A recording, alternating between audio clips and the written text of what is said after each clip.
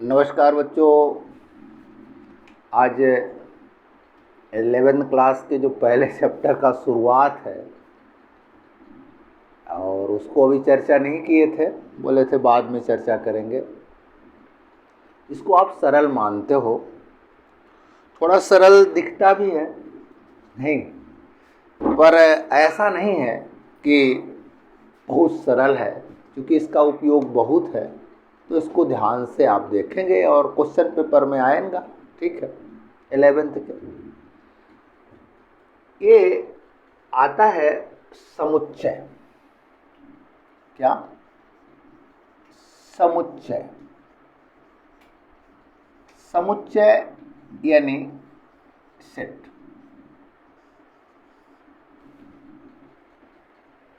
आखिर मन में आता होगा कि आखिर ये समुच्चय इतना उपयोगी है तो पहली बार उपयोग किसने किया, ऐसा उठ जाता है कभी कभी।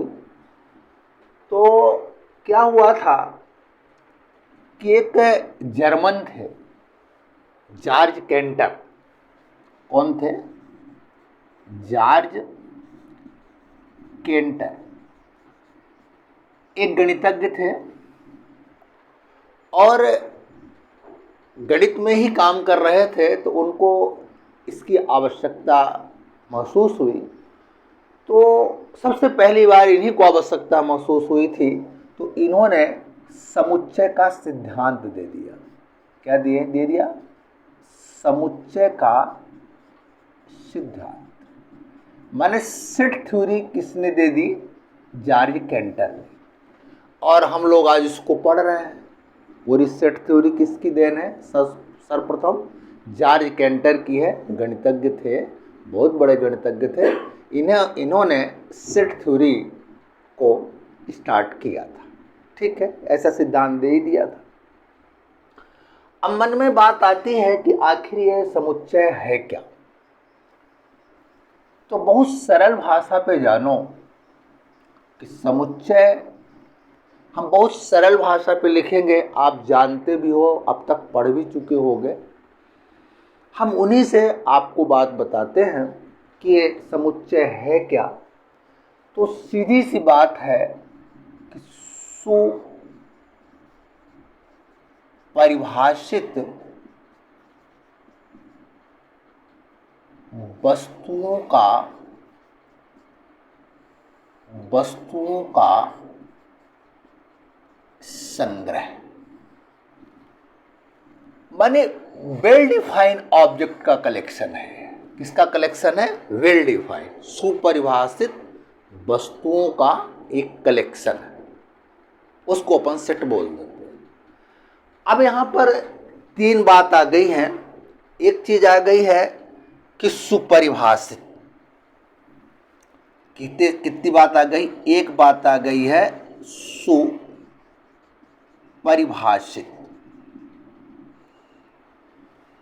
सुपरिभाषित मतलब जिसका एक नियम हो, एक सिद्धांत हो। जैसे हम ये कहें कि अंग्रेजी वर्णमाला के स्वर, ये सुपरिभाषित है। तो आप कह दोगे कि अंग्रेजी वर्णमाला में 5 स्वर होते हैं, ए, ई, आई, ओ, यू। या कि आपसे हम कह दें कि 10 से कम की सम संख्याएं, तो कह दोगे 2, 4, 6, 8, 10। 10 मन कम बोल रहे हैं तो 8 तक ले लोगे। ये सब सुपरिभाषित है। कह दें भारत का राष्ट्रगान, सुपरिभाषित है। भारत का राष्ट्रगीत, सुपरिभाषित है। भारत की राजधानी, सुपरिभाषित है। पर यदि हम ये कह दें कि भारत के सबसे सुंदर शहर, वो सुपरिभाषित नहीं। कोई तुमसे कह दे कि 11वीं क्लास का सबसे अच्छा विद्यार्थी, ये सुपरिभाषित नहीं है ना। कोई ये कह दे कि आपको अपने जो लाइफ में आता है कि जो तुम्हारी सहेलियां हैं 11th क्लास में, जो आपके मित्र हैं, तो सबसे अच्छा मित्र, तो आप ये नहीं कह सकते हो कि सबसे अच्छा मित्र कौन है। कोई कुछ बोलेगा, कोई कुछ बोलेगा। तो जब दिमाग में रख लो कि सुपरिभाषित वस्तुओं का एक रूल होता है। ठीक है, एक रूल पे बंधे होते हैं। और जो सुपरिभाषित नहीं है, रूल पे नहीं है। और सरल भाषा पे कहें कि सुपरिभाषित जो वस्तु होती है पूरा संसार उसको मानता है, और जो सुपरिभाषित वस्तु नहीं होती है तो पर्सन टू पर्सन, एक व्यक्ति से दूसरे व्यक्ति में बात बदल जाती है। हम कह दें कि सबसे अच्छा क्रिकेट खिलाड़ी, तो तुम कह दोगे कुछ और, तो अगला कुछ और बोलेगा, अगला कुछ और बोलेगा, अगला कुछ और। सबसे अच्छा हीरो, तो आप कह दोगे कोई और, सब अपना अलग अलग मत देंगे, यानी ये सुपरिभाषित नहीं है। तो बात समझ में आ गई कि वेल डिफाइन क्या है, जिसमें एक रूल, पर्सन टू पर्सन ये बात बदले नहीं, पूरा संसार उस बात को मानता हो। ठीक है, तो पहली बात हो गई सुपरिभाषित। जैसे कोई कह दे कि ए लिखो, तो आप लिख दोगे कि ए ऐसा लिख दे, सुपरिभाषित है ना। और समझो पापा, सुपरिभाषित, वेल डिफाइंड है ना, सुपरिभाषित है कि हमारे पापा कैसे होते हैं, पापा का क्या अर्थ है, ये सब सुपरिभाषित है। तो जो सुपरिभाषित है उसी का हमको उन्हीं वस्तुओं को चाहिए। ठीक है, तो सुपरिभाषित का मतलब आप समझे कि जो कि सभी व्यक्ति इस बात को माने, पर्सन टू पर्सन बात न बदले। दूसरा वस्तु लिखा है वस्तु, वस्तुएं। अब जो वस्तुएं हैं यहां पर समझो कि ये जो वस्तु है ना, तो वस्तु कैसी होनी चाहिए, सुपरिभाषित हो, ये बात तो हो गई। दूसरा, वस्तु कैसी होनी चाहिए, वस्तु भिन्न भिन्न होनी चाहिए, भिन्न भिन्न वस्तु होनी चाहिए, भिन्न भिन्न वस्तुएं होनी चाहिए। बात समझ रहे हो। ऐसे मान लो कि ए लिए हो तो फिर बी लो, फिर सी लो, या 1 लिए हो तो 2 लो, 3 लो। ऐसा ना लो कि 1 लो, 2 लो, 2 लो, 3 लो, ऐसा नहीं। ये सब वस्तुएं क्या होनी चाहिए, भिन्न भिन्न वस्तुएं होनी चाहिए। और एक बात और लिखे देते हैं कि वस्तुओं की पुनरावृत्ति ना हो, सुपरिभाषित हो एक बात, दूसरे वस्तुओं शब्द लगाए हैं, वस्तुएं भिन्न भिन्न हो, और एक बात और लगा दिए हैं कि वस्तुओं की पुनरावृत्ति ना हो। तीसरी बात आती है संग्रह, कलेक्शन की बात आती है। वस्तुएं हो गई, सुपरिभाषित हो गया, संग्रह मतलब वही समूह से मतलब है यहाँ पर। कैसा समूह, इस पे क्रम का महत्व नहीं है। संग्रह में क्या है, क्रम का महत्व नहीं है। देखो हमने बताया कि सुपरिभाषित वस्तुओं का संग्रह, सुपरिभाषित आप समझ गए, जिसका एक रूल है, बिल्कुल यूनिवर्सल ट्रुथ है। दूसरी बात, वस्तुएं बता दिए कि वस्तुएं भिन्न भिन्न होनी चाहिए, उनकी पुनरावृत्ति नहीं होनी चाहिए। संग्रह में आपको बता दिए कि क्रम का महत्व नहीं है, क्रम का कोई महत्व इसमें नहीं। ठीक है, इतनी बात समझ में आई। तो बता देते हैं कि सुपरिभाषित वस्तुओं का जो कलेक्शन है वही समुच्चय है। ठीक, अच्छा, अब जो समुच्चय है, अब हम इन सब बातों को बताते हैं। तो इस समुच्चय को कैपिटल लेटर से लिखते हैं। मान लो ए लिख दिए, ठीक है, इसमें एक कर्ली ब्रैकेट लगाते हैं। ठीक है, और यदि अंग्रेजी के वर्णमाला लिखने के लिए आए तो स्मॉल का उपयोग करते हैं। ए लिखे, बी लिखे, सी लिखे, डी लिखे, क्या क्या बोले, कैपिटल लेटर का यूज होना चाहिए। ठीक है, कर्ली ब्रैकेट में बंद होना चाहिए, और अवयव में एक अवयव के बाद कामा लगे। इसका मतलब होता है ए और बी और सी और डी, माने कामा जरूर लगाना चाहिए। हर अवयव के बाद एक कॉमा होना चाहिए।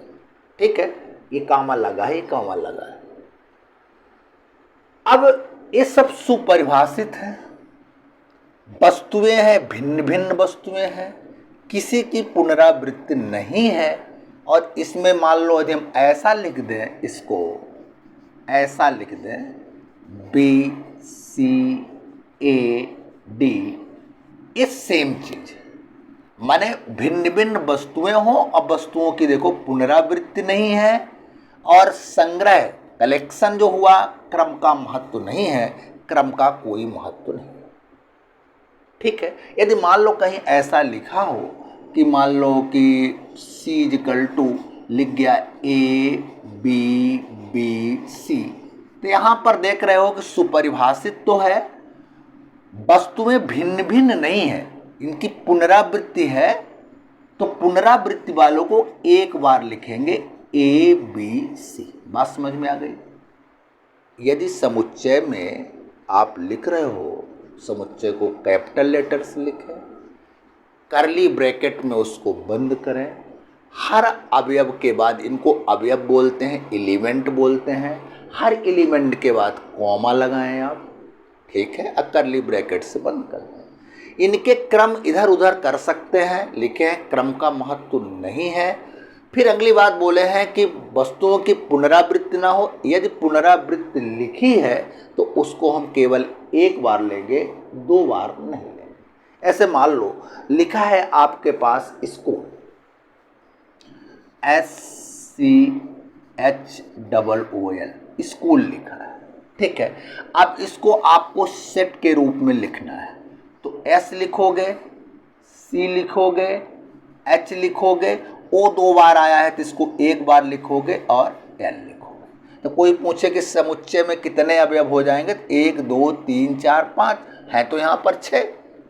तो बात समझ में आ गई कि समुच्चय लिखने के लिए आपको बड़े कैपिटल लेटर को चाहिए, इनको अवयव बोलते हैं, कॉमा चाहिए इनको, और करली ब्रैकेट से बंद। और हमने बताया है सुपरिभाषित है सब ये चीज़ें।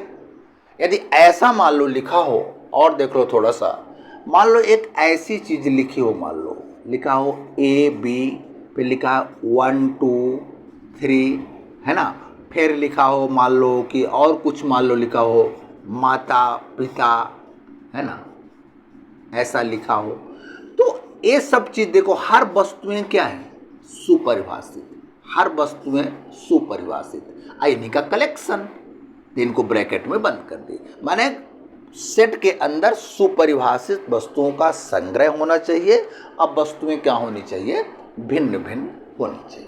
इतनी बात आपको समझ में आई होगी कि वस्तुओं, सुपरिभाषित वस्तुओं का संग्रह ही सेट। सुपरिभाषित एक रूल हो, एक नियम हो जिसको सब माने।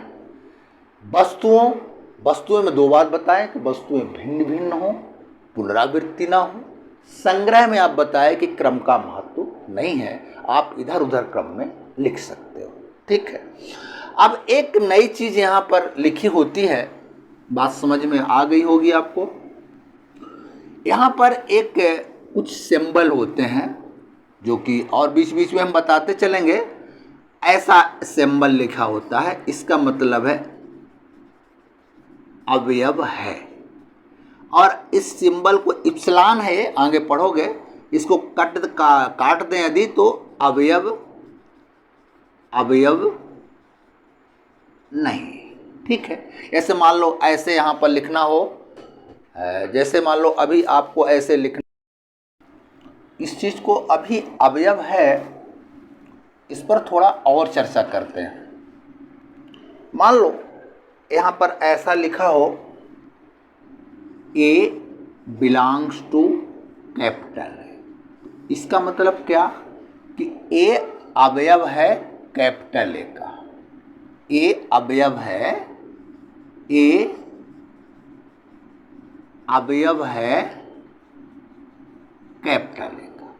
यदि यहाँ पर ऐसा लिख दें कि E does not belongs to A, तो इसका क्या कि E अवयव नहीं है A का।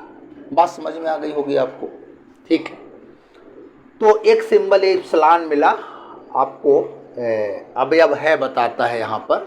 आगे बड़ी क्लासों में जब जाओगे तो फिर इसकी मीनिंग अपनी बदलेगी, क्या होगा, ठीक है। तो ये बात हो गई आपके पास में। अच्छा, तो आपको बता दिए कि सुपरिभाषित वस्तुओं का संग्रह सेट है।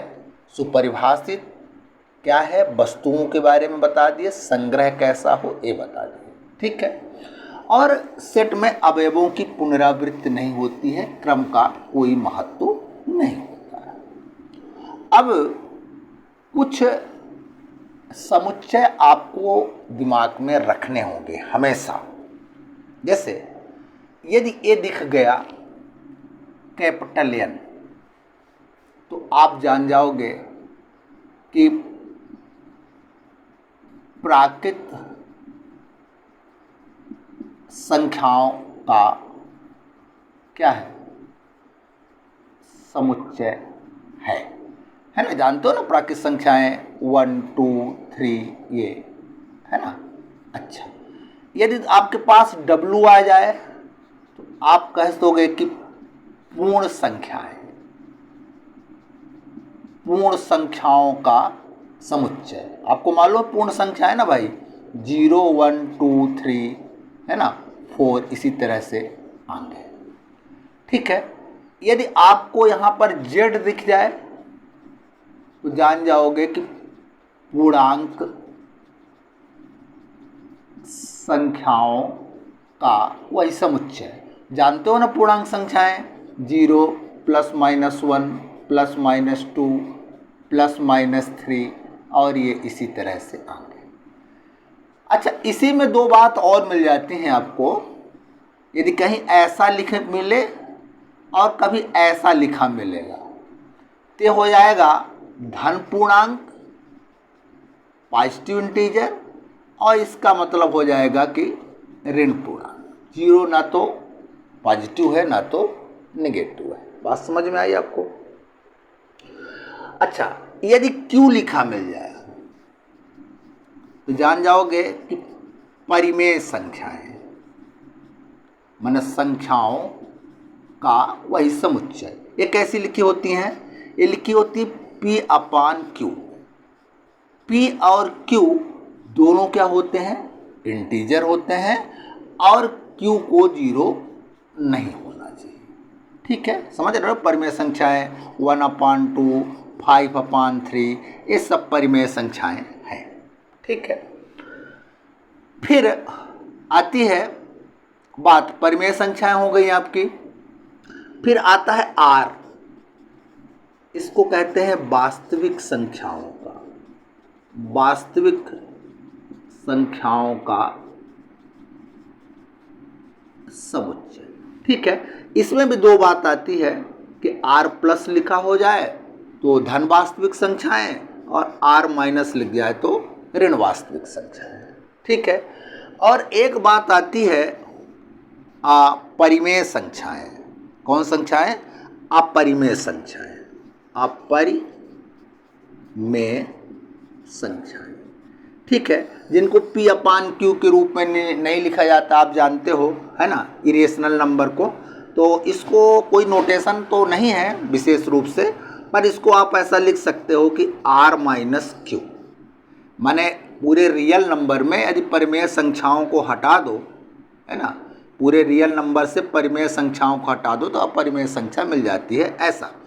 और अपरिमेय संख्याएं जैसे √3 लिखा है, √2 लिखा है ना, पाई लिखा है, ये सब क्या है, अपरिमेय संख्याएं, ठीक है। तो आपको ऐसे चीज़ दिख जाए तो आप फटाफट बता दो कि ये चीज़ है ना, ये परिमेय संख्या का नोटेशन है, वास्तविक संख्या का है ना, ये सब चीज़ आपको जानकारी पे होना चाहिए, ठीक है। अच्छा, अब ये बात आपको समझ में आई होगी। अब बात करते हैं आपके पास कि ये जो समुच्चय है, तो लिखने का तरीका बता दिए हैं कि कैपिटल लेटर से लिखेंगे, करली ब्रैकेट में बंद करेंगे, अवयवों के बीच में कॉमा लगाएंगे, ये चीज़ आप जान गए। पर समुच्चयों का निरूपण की दो विधियां बहुत प्रचलित है ना। समुच्चयों का जो निरूपण है, इसमें दो विधियां ज़्यादा प्रचलित है। एक है रोस्टर या सारणीबद्ध, कहें तो सारणीबद्ध रूप है ना, इसको कह देते हैं रोस्टर और टेबुलर फॉर्म। ठीक है। और एक दूसरी विधि है समुच्चय निर्माण विधि, इसको बोलते हैं सेट बिल्डर फॉर्म। ठीक है। ये दो विधियां ज़्यादा, हालांकि वेन आरेख में भी आप करते हैं, पर ये दो विधियां ज़्यादा प्रचलित हैं, आपकी रोस्टर फॉर्म और समुच्चय निर्माण विधि सेट बिल्डर फॉर्म। ठीक है। बहुत सरल है, बच्चे कहते हैं बनाते नहीं बनता है, सतत प्रक्रिया चलती रहती है, इसमें आप बहुत परेशानी के में बात ना कहें। मतलब इसका मतलब ये, जैसे हम मान लो लिख दें A is equal to AEIOU,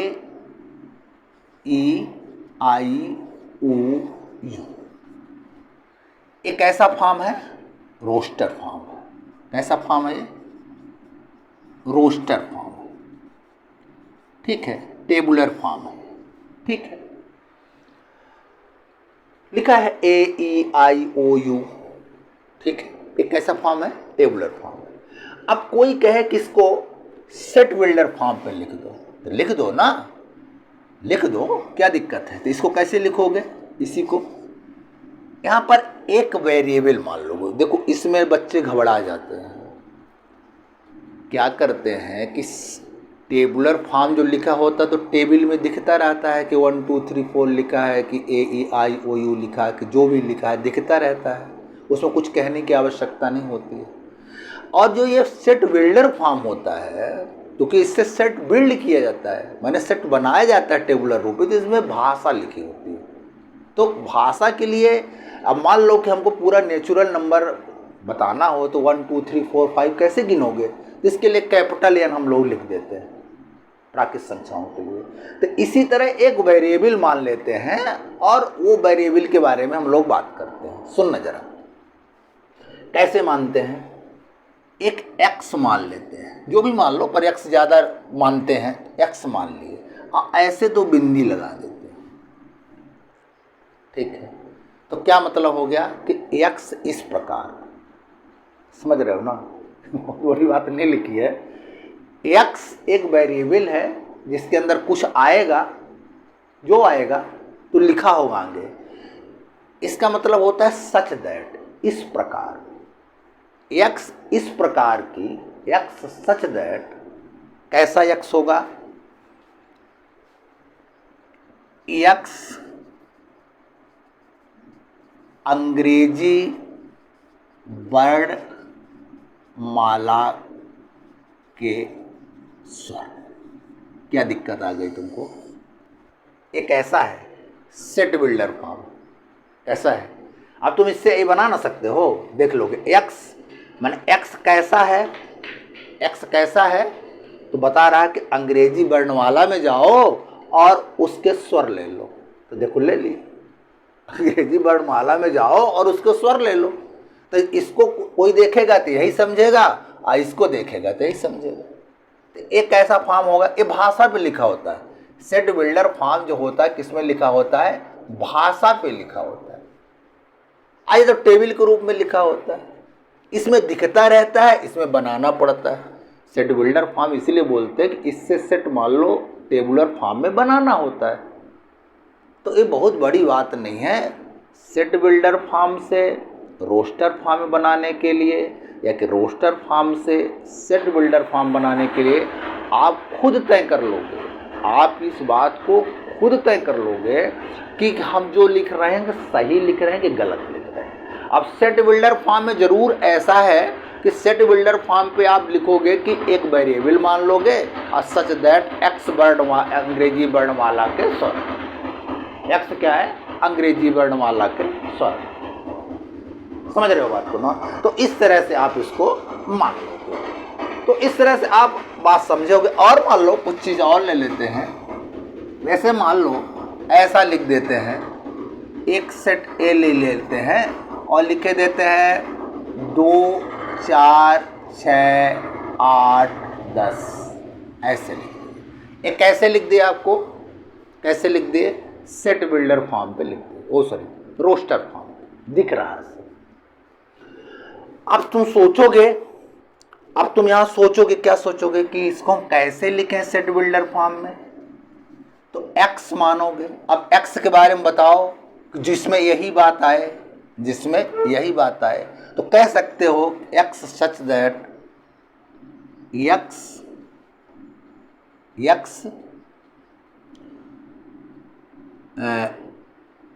x ऐसे लिख दो, बल्कि x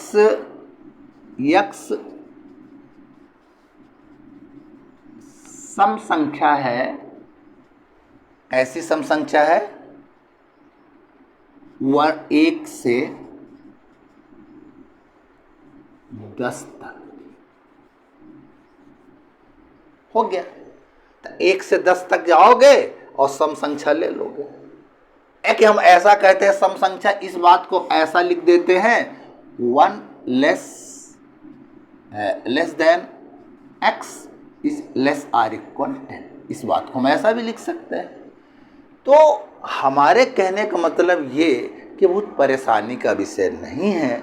आप जब इसको देखोगे तो आपको समझ, देखो हम x लिख दिए कि सम संख्या है, देखो ये सम संख्या है, कहाँ से? 1 से 10 तक, बस हो गया, बात खत्म हो जाती है। तो इस तरह से आप अपना ये काम कर लोगे, है ना? पाठ्य पुस्तक में ऐसा लिखा है, तो आप ऐसे थोड़ा थोड़ा अभ्यास कर लोगे तो आपका काम इस पे हो जाएगा। तो दो तरह के समुच्चयों का निरूपण होता है, एक क्या टेबुलर फॉर्म में, इसको रोस्टर फॉर्म में बोलते हैं, और दूसरा सेट बिल्डर फॉर्म में। आपको पहचान बता दिए कि जो सेट बिल्डर फॉर्म होता है भाषा पे लिखा होता है, रोस्टर टेबुलर दिखता रहता है, उसी को आप भाषा के रूप में लिख दो। ठीक है, ये भी बात आपको समझ में आई होगी। अब हम बात करते हैं समुच्चय के छोटे छोटे प्रकार के, जो कि आप देखोगे और समझ जाओगे। पर हमको बात करना यहाँ पर जरूरी है ना भाई, है ना? चूंकि हम बात तो करेंगे ही, है ना? तो एक आता है रिक्त समुच्चय। रिक्त समुच्चय, इसको बोलते हैं इम्प्टी सेट। कई नाम है इसके, नल सेट बोलो, इम्प्टी सेट बोलो, बाइट सेट बोलो, जो भी बोलो, पर इसका रिक्त समुच्चय नाम से स्पष्ट है, इसमें कोई अवयव ना हो, कोई अवयव ना हो। परिभाषा आपको याद करने की जरूरत नहीं है कि आप याद करोगे, है ना? आपको यहाँ जानना जरूरी है कि आप याद कर लिए तो आप वो बनने लगेगा आपसे। आया नल सेट रिक्त समुच्चय, कोई अवयव नहीं होगा। कैसे? एग्जाम्पल के रूप में देखें कैसे। जैसे मान लो कोई अवयव सेट बनाए, इसमें कोई अवयव नहीं है, सेट बनाए इसमें कोई अवयव नहीं, ये कैसा है? नल सेट है। या कि ऐसा लिख दिए, और या कि फाइल लिख दिए।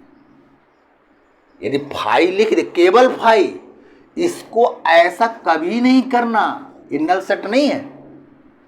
बात समझ में आ रही? ये नल सेट नहीं है। नल सेट को या तो खाली डिब्बा लिख दो या कि फाइल लिख दो, तो ऐसा दिख जाएगा, तो आप समझ जाओगे कि ये नल सेट है जिसमें कोई अवयव नहीं। ठीक है, बड़े काम की चीज़ है, अच्छे से देखेंगे। दूसरी बात आती है, दूसरा समुच्चय है परिमित समुच्चय।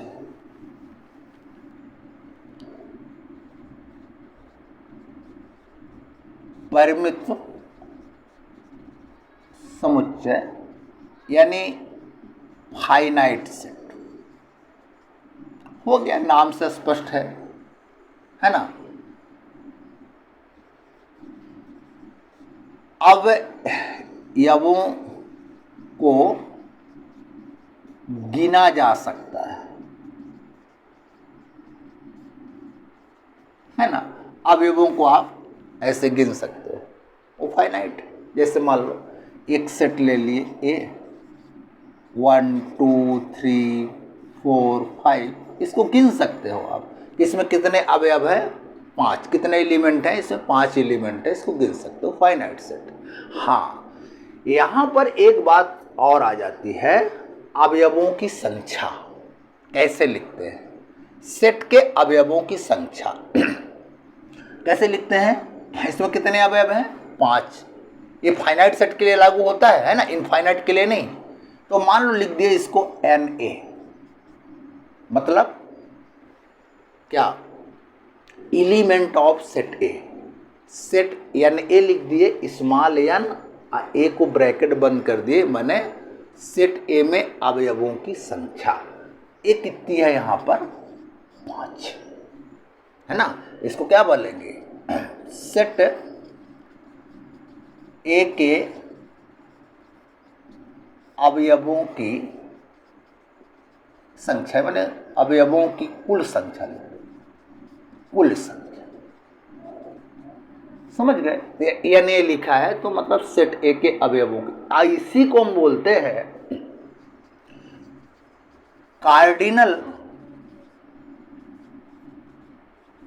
नंबर ऑफ सेट ए। माने सेट के अवयवों की संख्या ही क्या कहलाती है? Cardinal number of set. चाहे कार्डिनल नंबर बोलो, सेट ए का कार्डिनल नंबर कितना है? 5। और चाहे बोलो कि सेट ए के अवयवों की कुल संख्या कितनी है? 5। इसका कोई पूछे कार्डिनल नंबर तो कहोगे कितना? 5। इसको भी ऐसे लिखते हैं। और कार्डिनल नंबर को कभी कभी ऐसा भी लिख देते हैं, ऐसे 2 लाइन बनाते हैं मार्ड जैसा, ऐसे लिख देते हैं तो बता देते हैं कि 5। इसका मतलब क्या होता है? कार्डिनल नंबर ऑफ सेट ए, मतलब सेट ए के अवयवों की संख्या। बात समझ में आई होगी आपको? तो इस तरह से आप लिखते हैं, परिमित समुच्चय के लिए लागू है। ठीक है। अच्छा, अब इसके बाद आता है अवयवों की संख्या लिखना, कार्डिनल नंबर भी आप जानने लगे। फिर अपरिमित समुच्चय। अपरिमित समुच्चय, आपको यहां पर परिभाषा याद कर से काम नहीं चलेगा, आप केवल इसको जानोगे, है ना। अवयवों की संख्या नहीं गिनी जा सकती, गिनी जा सकती है। ठीक है। जैसे मान लो लिख दें n, प्राकृत संख्या। इसमें कितनी प्राकृत संख्या है तुम बता सकते हो क्या? नहीं बता सकते हो, इसको नहीं गिन सकते हैं। ये कैसा है? Infinite set. ये कैसा है? इनफाइनाइट सेट है, अपरिमित समुच्चय है। तो अपरिमित समुच्चय हो गया। अच्छा, एक चीज और आती है,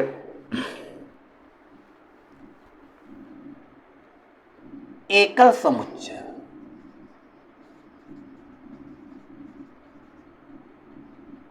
एकल समुच्चय, सिंगल्टन सेट। एकल समुच्चय, समुच्चय में केवल एक अवयव होता है। जैसे मान लो ऐसा लिखा है ए सिंगल्टन सेट, या कि ऐसा लिखा है ये सिंगल्टन सेट, या कि ऐसा लिखा है ये सिंगल्टन सेट। ये सब एग्जाम्पल में ले लेते हैं, ये सब एग्जाम्पल। ये सिंगल्टन सेट, ए भी सिंगल्टन सेट, ए भी सिंगल, या कि एक डिब्बा, अब फिर एक डिब्बा और अंदर ले लें, ए भी सिंगल्टन सेट, है ना भाई। ये डिब्बा क्या कहलाता है? रिक्त समुच्चय कहलाता है ना। जैसे इसमें भी है, या कि ऐसा लिख दे, मान लो ए बी सिंगल्टन सेट। दो नहीं गिन लेना इसको, ये आर्डर पेयर में लिखा है। या कि ऐसा लिखा है, मान लो 2 है ना, 2 लिखा है, ए बी सिंगल्टन सेट है, चूंकि एक ही बार इसको लिखोगे, है ना, समझ रहे हो ना। एक ही बार इसको लिखोगे या कि इसको ना बंद करो, चाहे ऐसे ही लिखा रहने दो। ये 2 जो लिखा है ए भी सिंगलटन सेट है, जो 2 को कहता है एक ही बार लिखोगे। ए सिंगलटन सेट है, ए सिंगलटन सेट है, ए सिंगलटन सेट है, ए भी है, ए भी है और ए भी, ये सारे क्या है, सिंगलटन सेट है, एकल समुच्चय है। ध्यान रखिएगा, इनकी ध्यान रखने की आवश्यकता है आपको। परिभाषा याद करने से कुछ नहीं होगा, आपको उसको जहान में बैठा के चलना है। फटाफट देखोगे, फटाफट आप बताते चलोगे, ठीक है। अच्छा, अब यहाँ से थोड़ी सी दिमाग लगाना आप थोड़ा शुरू करना है। जैसे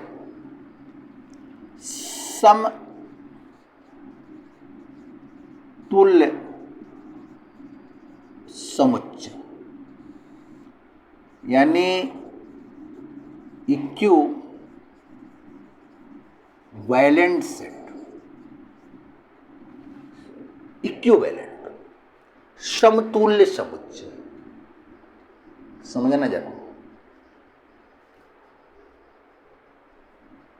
इसको एग्जाम्पल में देखो, मान लो ए लिखा है 1 2 3 और बी लिखा है ABC, ठीक है। तो इसमें अवयवों की संख्या कितनी है, कैसे लिखते हो, एन में अवयवों की संख्या कितनी है, 3। NB में अवयवों की संख्या कितनी है, 3। तो क्या हो जाएगा, दोनों के अवयवों की संख्या कितनी है, 3 3 है। माने समतुल्य समुच्चय होने के लिए अवयवों की संख्या समान होनी चाहिए, समझ रहे हो। अवयवों की संख्या समान होगी तो वो दोनों समुच्चय क्या हो जाएंगे, समतुल्य। तो हम कह देंगे कि A और B क्या है, समतुल्य समुच्चय है। माने इनके कार्डिनल नंबर सेम होने चाहिए, ठीक है। सेट के अंदर क्या लिखा है हमसे मतलब नहीं है, हमको मतलब है कि दोनों जो सेट हैं यदि वो समतुल्य है ना, इक्विवेलेंट हैं, तो उनके अवयवों की संख्या क्या होनी चाहिए, समान। इसमें और इसमें सेम अवयव हैं 3 3, इसलिए ए और बी क्या हो गए, इक्विवेलेंट सेट हो गए, ठीक है। दूसरा, तो इसको आप ध्यान रखोगे कि इक्विवेलेंट सेट होने के लिए आपको क्या चाहिए कि दोनों में क्या होना चाहिए, अवयवों की संख्या समान होनी चाहिए, ठीक है। अच्छा, फिर एक ध्यान रखना कि समान समुच्चय, इसको बोलते हैं इक्वल सेट, समान समुच्चय। अब ये समान समुच्चय क्या है, फिर समझो इसको। यहां पर A इक्वल टू लिखा है 1 2 3, B इक्वल टू लिखा है 2 1 3। तो समान समुच्चय के लिए क्या चाहिए, 2 यदि हैं तो उसके लिए समान समुच्चय के लिए क्या चाहिए कि A का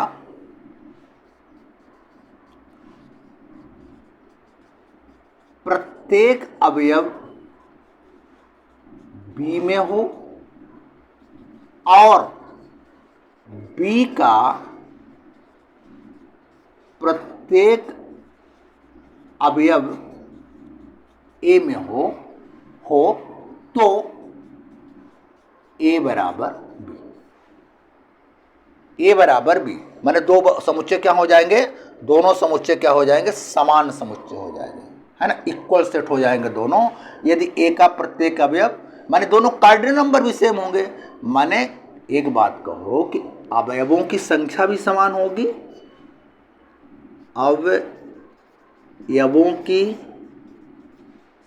समान संख्या होगी और दूसरा समान अवयव होंगे, ठीक है।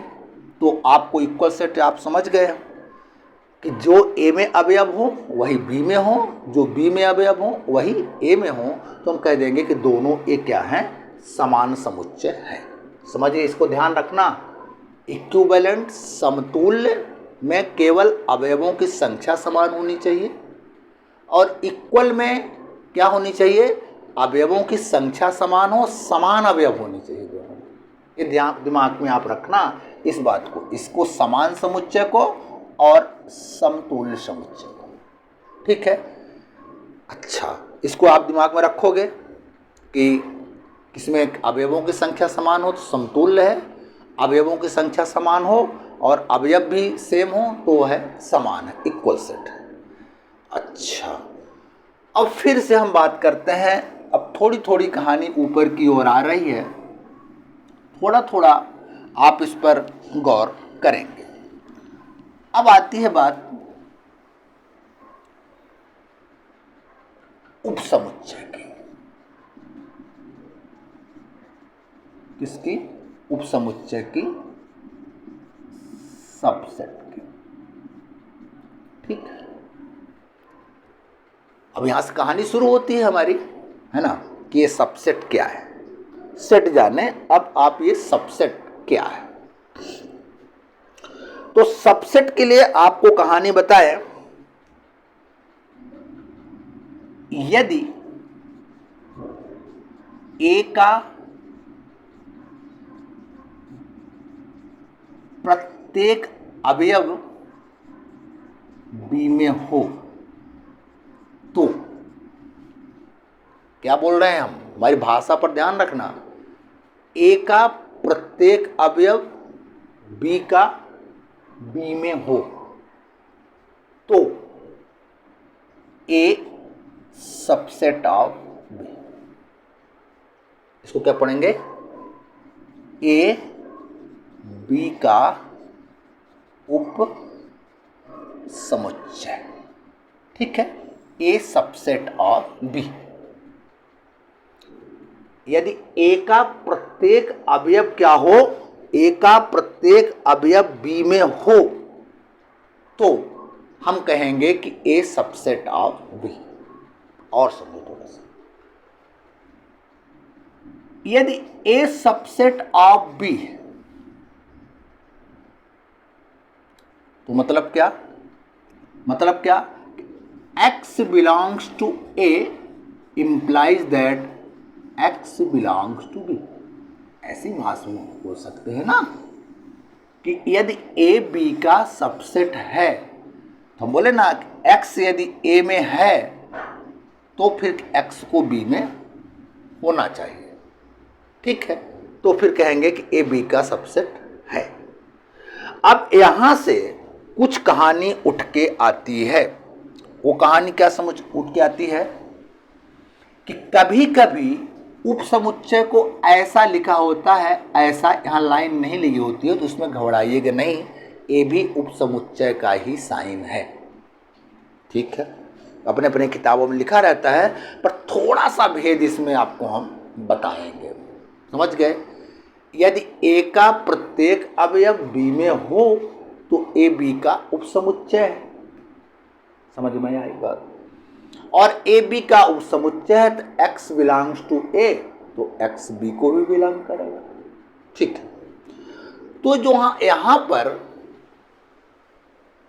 ए बी का उपसमुच्चय हो गया तो बी क्या है, यहां पर बी को कहते हैं अधिसमुच्चय। अधिसमुच्चय यानी सुपर सेट। बी क्या है, यहां अधिसमुच्चय, बड़ा समुच्चय है ना, सुपर सेट है। कैसे डिनोट करेंगे कि बी और इसी को पलट दो, ऐसे करके ऐसे लगा दो ए, तो कहेंगे कि बी ए का क्या है, सुपर सेट। ठीक है, बी ए का क्या है, सुपर सेट। ठीक है, बात समझ में आ गई है। ए बी का उपसमुच्चय हो गया तो बी क्या है, यहां पर बड़ा है उससे, यानी सुपर सेट। तो कहानी कहां से निकली, उपसमुच्चय से। एक वर्डिंग ये निकल गई आपका। अच्छा, एक वर्डिंग और निकलती है क्या? उचित उप समुच्चय, यानी प्रॉपर सबसेट। उचित, अब समझना ये बात कहां से आ गई। यदि ए सबसेट ऑफ बी तथा A does not equal to B, यानी ए बी का उपसमुच्चय है और ए बी के बराबर नहीं है, तब ए, यहां पर लाइन हम नहीं लगाते हैं ना, कोई दिक्कत नहीं है, लाइन नहीं लगाते हैं। A proper subset of B, A B का यानी प्रॉपर सब सेट, माने ए बी का उचित उपसमुच्चय। ये कहाँ से आया? उपसमुच्चय से। घबराइएगा नहीं, ऐसा भी लिखा है तो उपसमुच्चय है और ऐसा भी लिखा है उपसमुच्चय। थोड़ा सा डिफरेंस आपको बताते हैं कि यदि लिखा है डंडी बनी है तो चलो इसका भी, और डंडी नहीं बनी है तो चलो उसका भी कुछ मीनिंग निकालते हैं। ठीक है, तो उचित उपसमुच्चय के लिए कंडीशन क्या है कि ए बी का उपसमुच्चय तो हो पर ए सेट बी के बराबर ना हो। जैसे इसको दिखा दें आपको, मान लो ए लिखा है 1 2, बी लिखा है 1 2 3 4, तो देखो ए बी का सबसेट है क्या?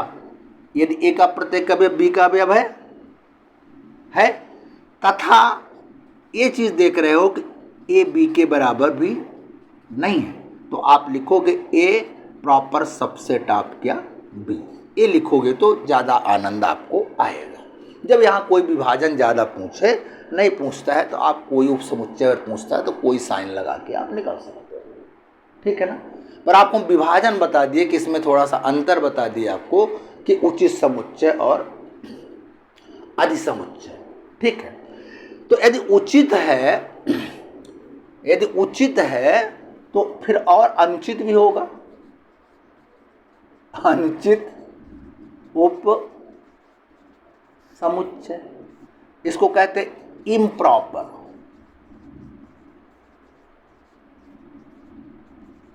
Improper subset. अनुचित क्या है? जो उचित नहीं है, जो उचित नहीं है, मतलब अनुचित। एग्जाम्पल यदि दे दें थोड़ा सा यहाँ पर, जैसे भाई अनुचित उपसमुच्चय है, इम्प्रॉपर सबसेट है, और स्वयं समुच्चय, स्वयं क्या? समुच्चय। नहीं कहते हैं कि फाई सबका उपसमुच्चय होता, अभी हम बताएंगे। फाई सभी सेट का सबसेट होता है, और सेट खुद क्या होता है? सबसेट होता है। तो अनुचित यदि कोई पूछे कि इम्प्रॉपर सबसेट क्या है, तो कह दोगे फाई और खुद समुच्चय, ये अनुचित है, इम्प्रॉपर। ठीक है, बात समझ में आ गई? क्योंकि फाई तो सबका सबसेट होगा, और दूसरी बात क्या कि स्वयं समुच्चय भी खुद का सबसेट होगा, तो ये दोनों क्या है? अनुचित। ठीक है, उचित क्या है? हम आपको बताए कि ए बी का सबसेट हो और ए बी के बराबर ना हो, है ना। तो आप कह दोगे कि ये क्या है? क्या है? Proper subset. ठीक है, अच्छा, तो आप अच्छे से आप इनको कॉपी कर लेंगे और अच्छे से आनंद से आप पढ़ेंगे। अब चलो आपको हम कुछ, अब इसके थोड़ा सा और बात बता दें तो फिर बात करते हैं। अब आप जान गए, बहुत सारी बात जाने आप कि सबसेट भर बताए, और सबसेट में बहुत सारी कहानी बताए, सुपर सबसेट की बताए, है ना, प्रॉपर सेट की बताए, है ना, इम्प्रॉपर सबसेट की बताए, है ना, ये सारी बात आपको हम बताए। अब ये उपसमुच्चय के गुण क्या है? उपसमुच्चय के गुण क्या है। ठीक है, तो पहला गुण कि फाई, जो फाई होता है तो सभी समुच्चय का वो समुच्चय होता है। एक तो गुण यही हो गया कि रिक्त समुच्चय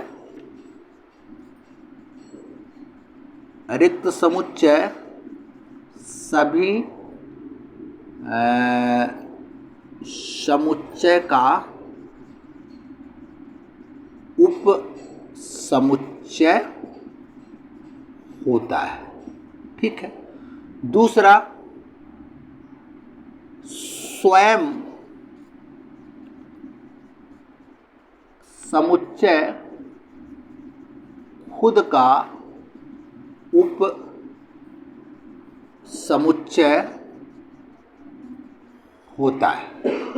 ठीक है, दूसरी बात और कहें कि यदि A सबसेट ऑफ B और B सबसेट ऑफ C, तो आप जान जाना कि A सबसेट ऑफ C। ठीक है, यदि A B का सबसेट है, B C का सबसेट है, तो पक्का है कि A C का सबसेट होगा। ये सब याद रखोगे आप। ठीक है, तीसरी बात और कि यदि A is equal to B, तो दो बात होंगी इसमें, याद रखना, वेरी इंपॉर्टेंट बातें हैं सब। यदि A B के बराबर होगा, इसका मतलब कि A सबसेट ऑफ B और B सबसेट ऑफ A होगा। इस सारी चीज आपको यही याद रखना है, यही दिमाग में रखना है। यदि A B बराबर है तो A B का सबसेट होगा और B A का सबसेट होगा। बात समझ में आ गई। यदि A B का सबसेट है, B A का सबसेट है, तो A बराबर B होगा। दोनों बात, इसका मतलब ये होता है दोनों तरफ एरो लगा है, ऐसे नहीं फ्री में नहीं लगा है। मैंने यहां से आप यहां जा सकते हो और यहां से आप यहां आ सकते हो। ठीक है, और एक लास्ट बात, किसी माने परिमित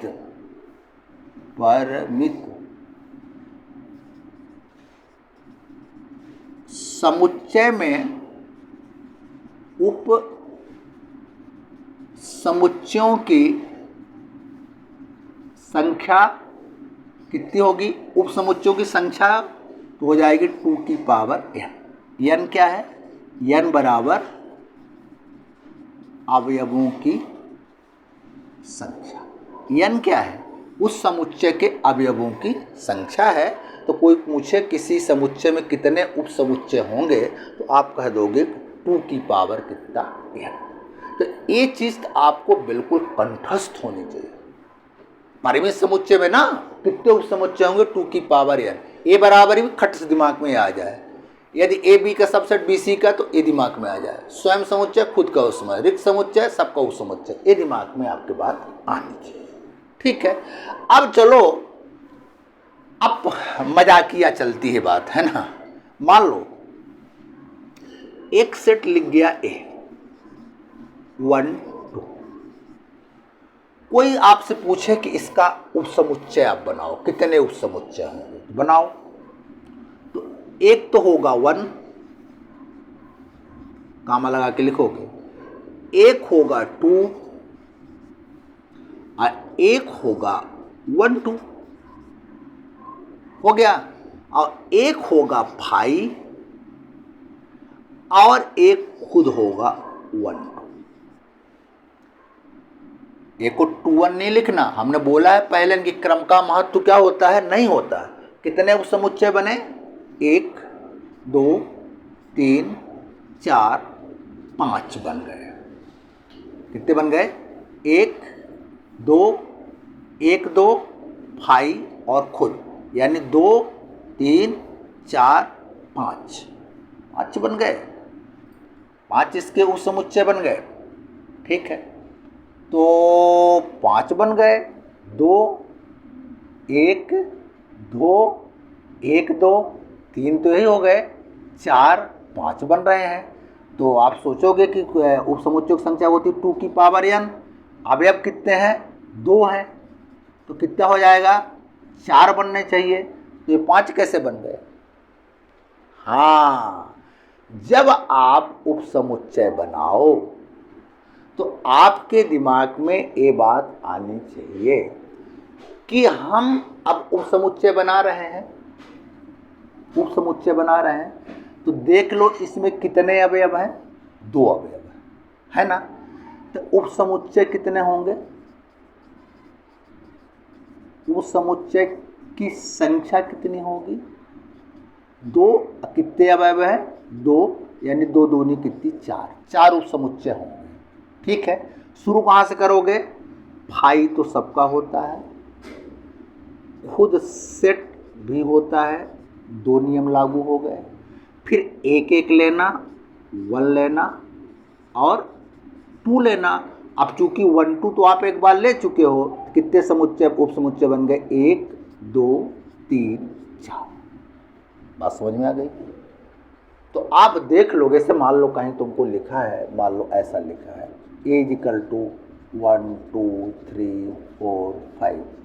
कोई पूछे कि उपसमुच्चय कितने होंगे, तो फट से आप बोलोगे कि 2 असंख्या गिन लोगे कितने हैं, 5, जब 2 की पावर कितना होगा, 5। ठीक है, यानी कितने हो जाएंगे, कितने हो जाएंगे, मान लो करना हो तो 32 अवयव यहाँ पर हो जाएंगे। 32 मैंने उपसमुच्चय आपको प्राप्त हो जाएगा। सब आप बना नहीं सकते हो, आप सबको कि मैंने सबको आप बना सकते हो, पर आप बड़े प्रेम से आप इसको देख सकते हो कि इतने सारे अवयव आपके पास होंगे।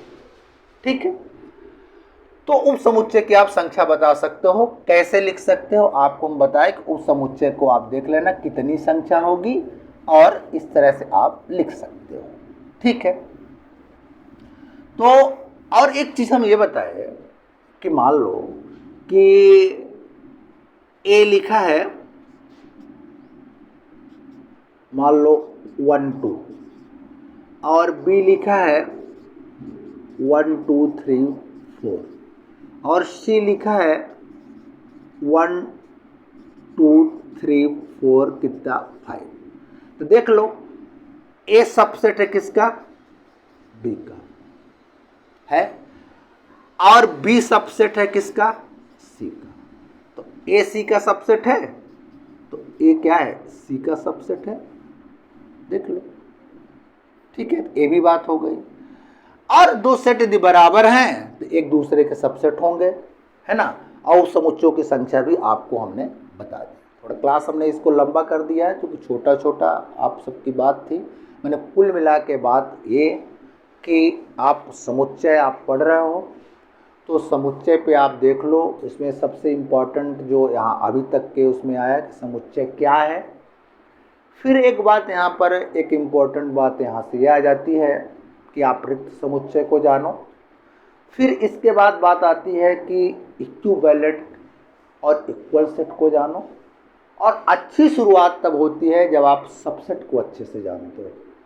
सबसेट आपको हम बताए, और सबसेट में कुछ प्रकार बीच में घुसेड़ के बताए आपको हम। एक बताया सुपर सेट का, ठीक है, एक बताया प्रॉपर सबसेट का, एक बताया इम्प्रॉपर सबसेट का। इनको डीपली आप जानोगे। अब बाकी आप बना सकते हो, आपके बुक में एक्सरसाइज में मिलेगा। किसी को आप सबसे किसी का, हाँ, अब जो दूसरा जो आगे उपयोग मिलेगा इस पे, तो किसी सेट से कितने सबसेट बनेंगे। तो आप कोई दिमाग रखना है कि कोई सेट है, इसमें कितने सबसेट होंगे। तो आप देख लो कि 2 लिख लो पहले, अब कितने अवयव हैं उसकी पावर में चढ़ा दो और गुणा करके लिख लो, इतने सबसेट उसमें होंगे। जब सबसेट बनाने चलो तो पहले 5 लिख लो, अब खुद का सेट लिख लो जो है, वो तो होता ही सबसेट है सबका। फिर इसके बाद एक एक का ले लो, है ना, फिर 2 का ले लो, फिर 3 का ले लो। तो कोई अलग से तुमको सबसेट बनाने के लिए नहीं बोलेगा। तो 3 तक आप देख सकते हो कि 1 2 3 का आप बना सकते हो, इसके अलावा नहीं बनाना है। अच्छा, यहाँ पर यदि मान लो उल्ट 1 2 मिल गया, 2 1 मिल गया, तो 1 है लेना आपको, 2 नहीं लेना। ये इसको आपको हम पहले भी आपको बता चुके हैं, ठीक है। तो इस तरह से अपन थोड़ा सा क्लास इसको बड़ा कर दिए हैं। कई दिनों से बात नहीं थी, सरल भी था। आप समझ भी गए होंगे।